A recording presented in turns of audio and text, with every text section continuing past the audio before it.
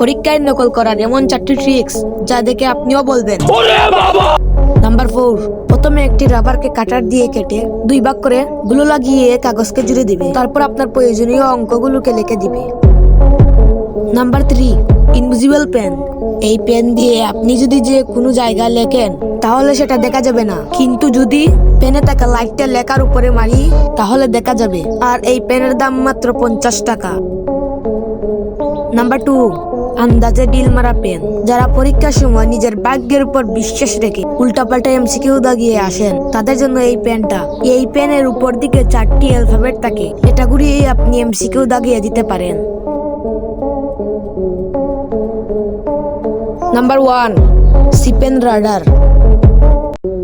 এটার মাধ্যমে যে কোনো লেখাকে স্ক্যান করতে পারেন, আবার স্ক্যান করা লেখাই এটার স্ক্রিনের মধ্যে উঠবে।